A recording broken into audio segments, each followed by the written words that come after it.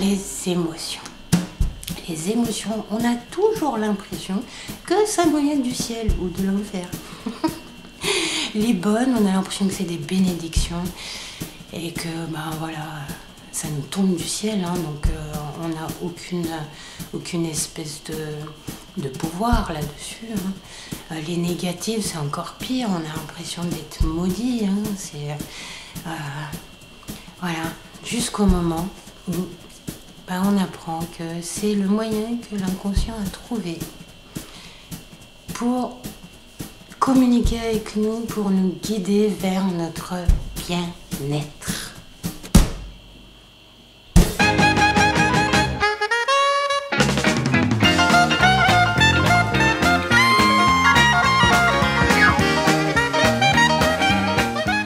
Bonjour, bonsoir les alignés, c'est Popette, le premier des artistes passeurs. Aujourd'hui, je vais vous parler des émotions. Comme toutes nos capacités inconscientes, c'est des choses qui sont assez floues, hein, on ne sait pas trop. Bon, on a mis des mots, hein, les émotions, l'intuition, la créativité, voilà, mais ça reste flou. Il m'a quand même fallu 28 ans de recherche empirique pour arriver à mettre le doigt dessus et vraiment arriver à tout délimiter, à tout bien définir, etc. Dans cette vidéo, je vais vous parler des émotions et aussi des sentiments. On va bien délimiter les deux. Les émotions, c'est un stimuli extérieur. Les sentiments, c'est un stimuli intérieur et qui peut durer sur la longueur. Et donc on va voir tout ça d'abord dans les expériences, puis dans les théories qui en résultent comme d'habitude. Vous êtes prêts? Oui? Zouf! Alors, première expérience, je vais vous parler de ma sœurette. Après la mort de notre père, avec les sous qu'on a eus à sa mort, ma sœurette a décidé de faire le tour du monde.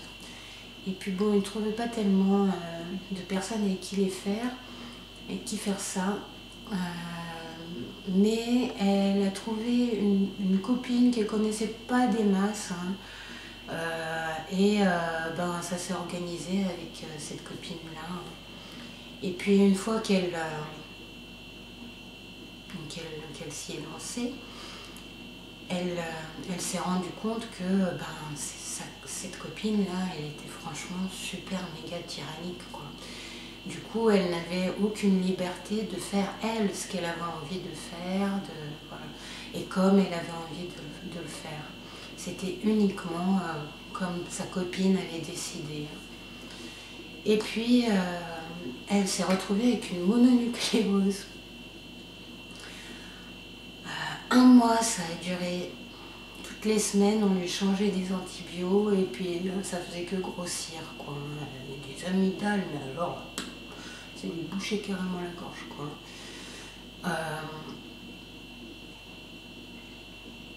Au bout d'un mois, elle vient chez moi, elle en est au stade où elle peut même pas avaler son médicament, elle dégobille direct, quoi, hein, voilà. Son ventre ne supporte plus les antibiotiques. Et moi, je venais tout juste d'acquérir le bouquin, l'encyclopédie de la psychosomatique de Christiane Berland, Les clés vers l'autolibération. Je me suis dit, bon, écoute, en désespoir de cause, de toute façon, ça peut pas te faire mal, tu lis le truc, et puis voilà. Et puis elle a lu l'article sur la mononucléose. Le lendemain, elle a appelé sa copine pour lui dire que c'était terminé. Hein. Et en 36 heures, ses amygdales, il n'y avait plus rien. Elle était guérie en l'espace de 36 heures. Ça faisait un mois qu'elle prenait des antibiotiques. Et là, en 36 heures, juste parce qu'elle avait appelé sa copine pour lui dire non, c'est bon, on arrête là. Plouf, plus plus rien en 36 heures. Elle disait qu'elle voyait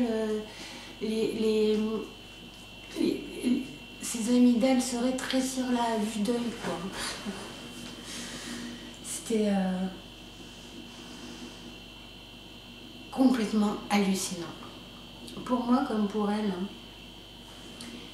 Et ça a été vraiment une expérience marquante dans le parcours de mes expériences empiriques. Parce que là, en fait, elle a eu des émotions qui venaient de l'extérieur, hein, un stimuli extérieur permanent. Elle a juste voulu faire taire ses émotions. Elle ne voulait pas les entendre parce que c'est assez simple, hein, c'était l'argent, le dernier cadeau de notre papa. Voilà. Et elle n'avait pas envie de le gâcher. Et donc elle espérait arriver à faire des choses autrement. Mais non, il fallait juste dire non à cette tyrannie. Voilà. Les émotions, c'est quelque chose, les émotions proviennent toujours d'un stimuli extérieur.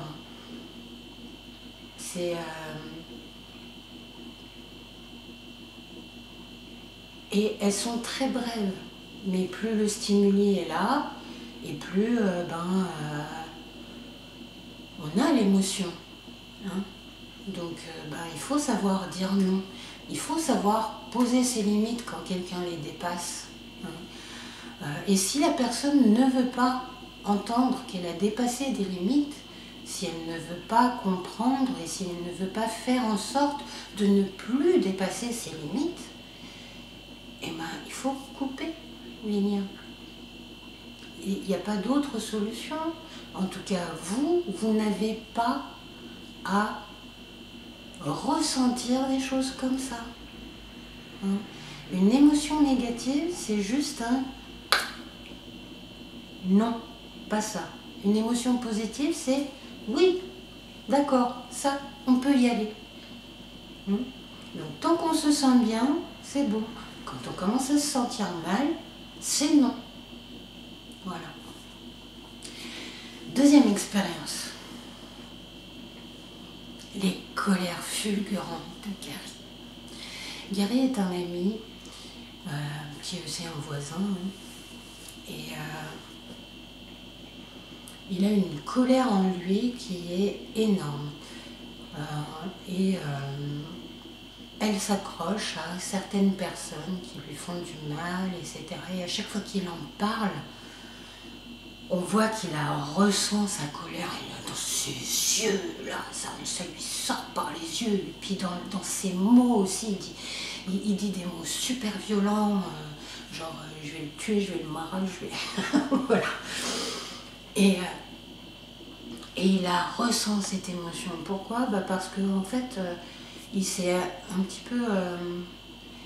il aime bien l'adrénaline qui vient avec la colère. C'est quelqu'un qui a fait beaucoup de sport extrême, voilà, et il aime bien cette émotion en fait, hein, et qui pourtant lui fait du mal. Voilà.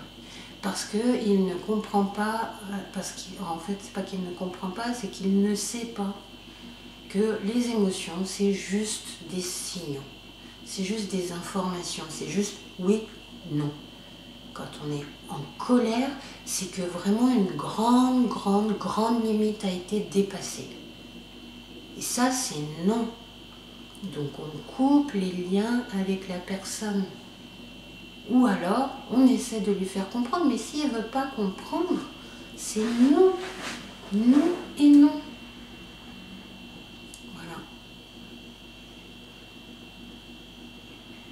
Donc lui, ça commence déjà à devenir un sentiment. Ça commence déjà à être quelque chose d'intérieur, parce que c'est pas un stimuli extérieur. Le stimuli extérieur, il a eu lieu il y a des années, et lui, il est encore là dans sa colère. Une colère qui se transforme en un sentiment de haine.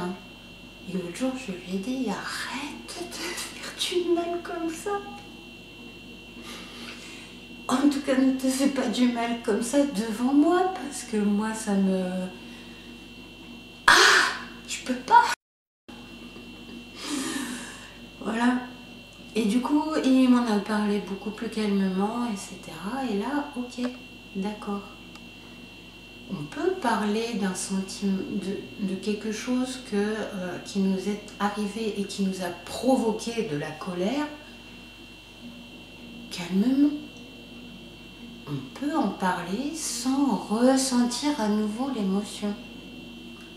Hein? Voilà. Alors on appelle ça la gestion des émotions, mais c'est pas vraiment, j'appellerais pas vraiment ça gérer ses émotions, quoi. Hein. Parce que gérer ses émotions, ça sous-entend que on ne peut pas laisser être ces émotions. On ne peut pas les laisser s'exprimer comme elles ont envie d'être exprimées. Et franchement, si une colère nous arrive et qu'on a envie de ficher une patate à quelqu'un, et ben... hein a priori, c'est bon. Mais derrière ça, il faut savoir aussi pourquoi est-ce qu'on ressent cette colère et c'est quoi la limite qui a été dépassée et c'est quoi le bon sens en fait. Il faut prendre en compte le bon sens. Il faut toujours agir avec le bon sens. Vous savez ce que c'est le bon sens? Un truc qui vient du cœur. On sait exactement ce qui est bon, ce qui n'est pas bon. On sait exactement ce qui nous fait du bien, ce qui nous fait pas du bien. Et on le sait comment? Avec nos émotions. Donc, ça vient du cœur. Voilà.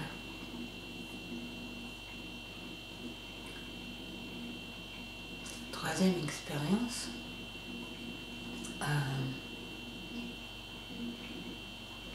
Il n'y a pas si longtemps, j'ai mis le doigt dessus. C'était vraiment juste avant que je commence ces vidéos c'était un sentiment que dont je devais absolument me débarrasser pour faire ces vidéos. Parce que c'est un sentiment qui est en contradiction avec montrer ce qu'on sait. J'avais depuis longtemps, depuis l'enfance en fait, j'avais cette sensation de vaurien. J'avais le sentiment de vaurien, que ce que je dis, que ce que je pense, que ce que je suis, que ce que je ressens, c'est pas valide. Voilà. Et il y a très peu, j'ai mis le doigt dessus. Voilà, ma mère m'a appris qu'il fallait toujours chercher une validation extérieure. Et dans la famille, il n'y avait pas grand monde qui me validait. Il y avait ma sœurette, mais ma sœurette, elle me validait plus pour son besoin d'affection que vraiment pour moi, pour me valider moi. Parce qu'elle aussi, elle s'en fiche un petit peu de ce que je raconte. Ah, mais c'est raide.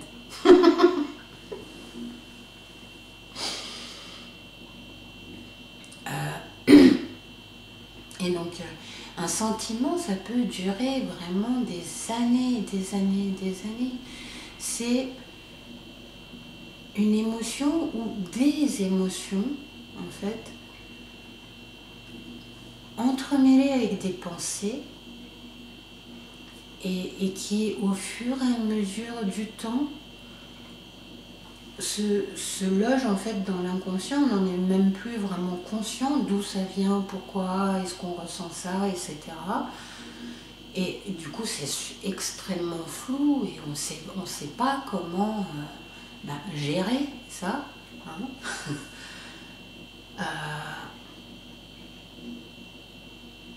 C'est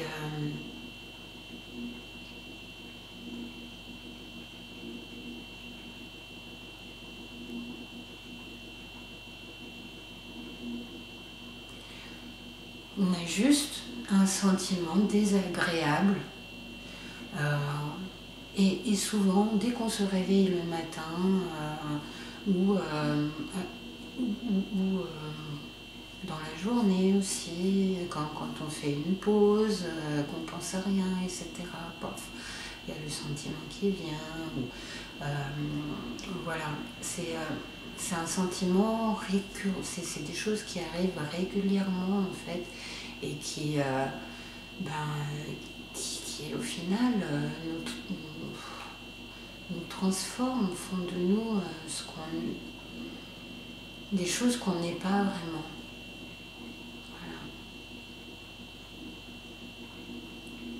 On est tous en fait,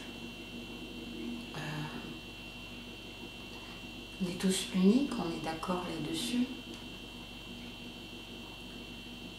mais on est tous là pour vivre dans le bien-être. Le mal-être n'est pas du tout quelque chose à suivre. C'est pas, on n'est pas fait pour ça, je veux dire, notre corps n'est pas fait pour ça. C'est des sentiments qui nous détruisent aussi à petit feu.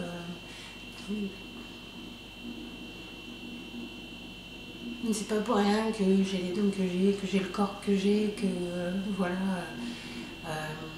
Et vous, c'est la même chose, hein. C'est pas pour rien que vous avez toutes vos douleurs, tout ce qui vous...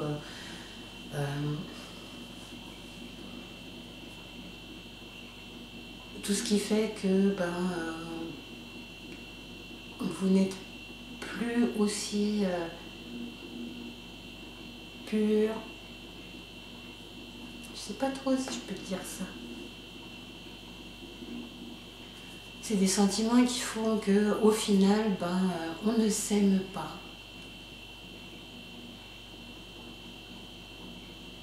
Et pour être dans notre bien-être,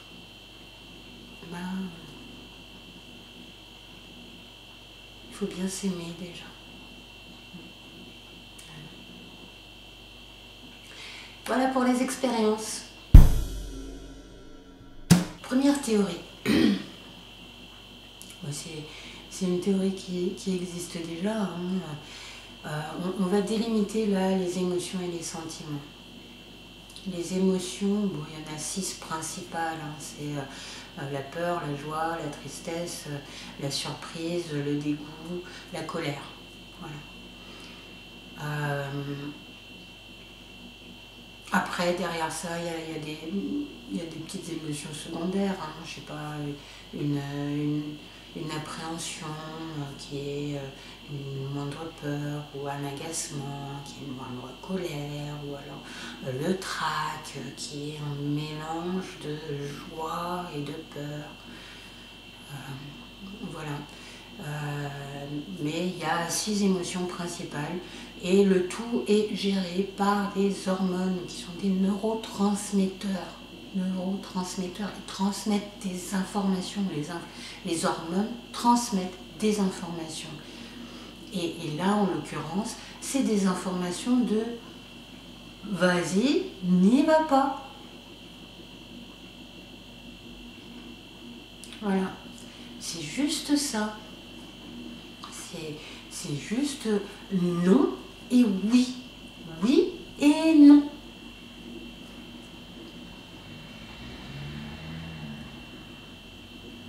Voilà, ça c'est les émotions. Et ça ne dure que 90 secondes. Une émotion est super méga brève. Le temps que le stimuli extérieur nous arrive, qu'on le perçoive, le temps que les hormones, etc., se déclenchent et qu'elles arrivent dans notre sang, etc., que nous, on ait la réaction derrière, ça prend 90 secondes. Voilà.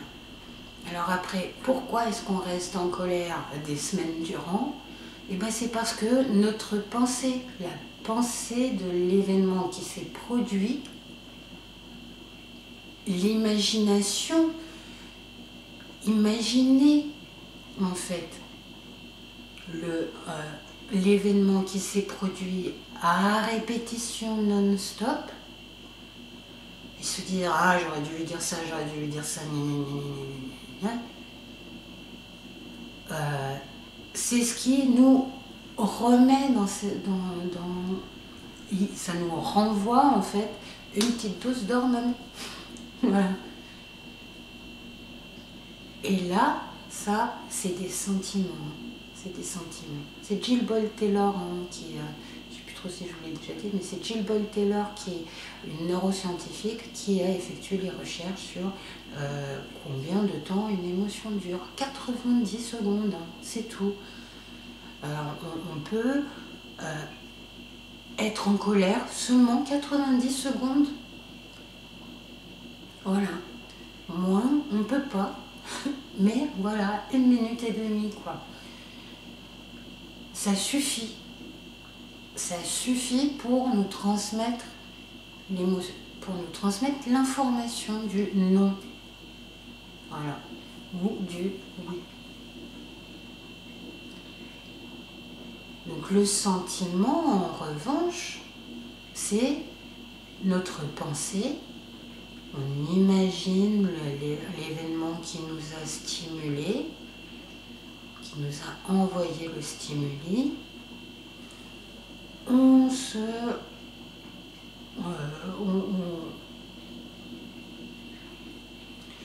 renvoie en fait nous-mêmes une petite dose d'hormones. Voilà. Pas les hormones du stress par exemple, c'est la peur, la colère, tout ça.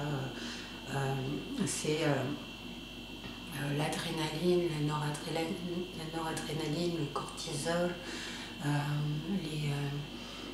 les hormones du plaisir, ça va être l'ocytocine, la sérotonine, la dopamine, l'endorphine, par exemple, parce qu'il y en a des tonnes d'hormones.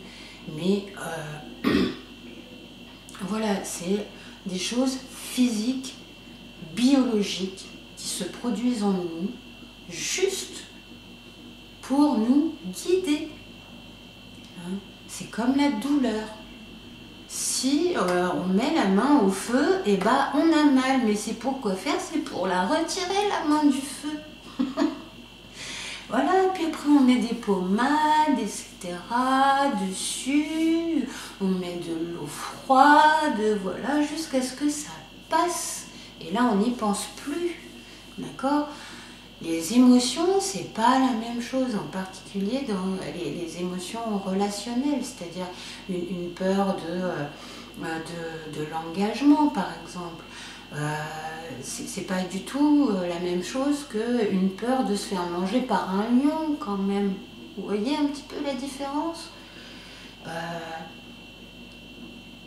Quand on a une peur de l'engagement, c'est que on a des blessures qui saignent encore, qu'on n'a pas encore guéries, qu'on fait saigner nous-mêmes. Hein? Encore. C'est comme si on avait gardé la main sur le feu. Voilà. Puis de temps en temps, on la relève, on regarde la main, on se dit « Oh, c'est pas bien » et hop là, boum. Ça fait super mal quand même. Et on la remet sur le feu. C'est des choses qui sont... Les émotions sont à gérer, hein, même si j'aime pas tellement le mot, parce que ça sous-entend qu'il faut les annihiler, quoi, mais c'est pas du tout ça. Hein. Il faut les accepter, bien au contraire. Il faut les accepter, il faut les laisser nous traverser déjà avec toutes les hormones là, ok, et puis une fois que ça s'est passé, faire en sorte que ça n'arrive plus, c'est-à-dire guérir la blessure, hein. La cicatriser pour qu'elle ne fasse plus mal. Voilà. Théorie numéro 1. Théorie numéro 2, il faut vraiment analyser ses émotions. Il faut savoir que quand on a une émotion, ça ne sert à rien de la refouler. Plus on la refoule, et plus ça vient de l'extérieur, hein, plus le stimuli vient de l'extérieur et qu'on se dit bon bah c'est pas grave, on va faire avec, etc. Et le stimuli continue, on peut avoir jusqu'à des maladies. Hein. L'histoire avec ma soeur, hein, ma sœurette, la mononucléose n'était que le moyen que son corps, son inconscient avait trouvé pour la détacher de la tyrannie que sa copine effectue sur elle, quoi. Voilà. Parce que du coup, en fait, elle ne pouvait plus continuer à faire comme cette fille voulait qu'elle fasse, quoi. Parce que de toute façon, elle était malade, donc c'était elle d'abord. Voilà.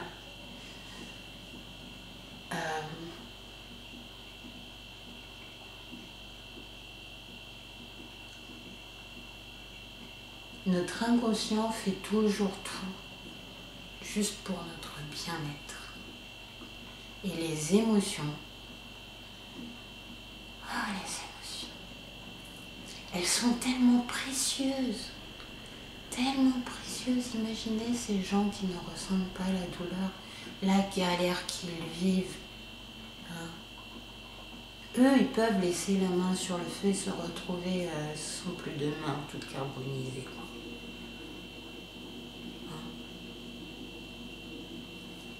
Les émotions sont extrêmement précieuses. Et les sentiments, il faut aussi les prendre en compte. On ne peut pas juste vivre avec un sentiment dépressif, un sentiment de besoin de reconnaissance, le sentiment de supériorité ou d'infériorité, le sentiment de manque, d'attachement, d'incompréhension, le sentiment de haine. Voilà, c'est des sentiments qui nous font grandir aussi, hein, parce que et moi, mon sentiment de vaurien là,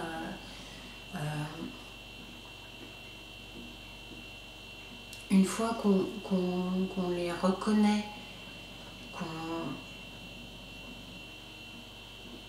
qu'on sait ce qu'ils nous disent, ces sentiments-là,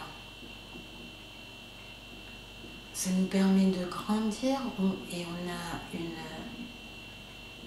derrière ça, en fait, on se sent beaucoup, une fois que c'est réglé ce sentiment, une fois qu'on arrive en fait à le dépasser, hein, à guérir ce sentiment,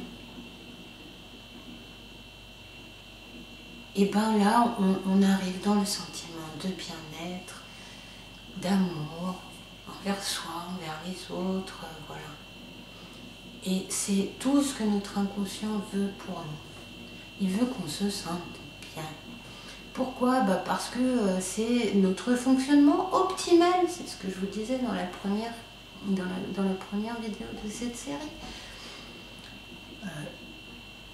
Il nous faut ça pour fonctionner optimalement. Donc c'est en fait juste là, normal. Rien de plus. Voilà. Autant pour les émotions. Il me semble que j'ai tout dit. Et voilà, autant pour les émotions. On dit souvent la gestion des émotions, comment gérer ses émotions, comme je vous l'ai dit. Mais là, j'ai trouvé un mot.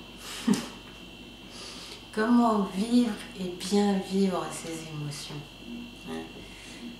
C'est vraiment ça le sujet de cette vidéo. Comment bien vivre ses émotions. Et donc si vous avez envie d'un conseil privé particulier pour vous, pour votre situation, n'hésitez pas, vous trouverez tout ce qu'il vous faut en bas, en dessous, dans la description. Et voilà, c'est fini. Et voilà. Très belle journée et soirée à tous et à bien vite j'espère.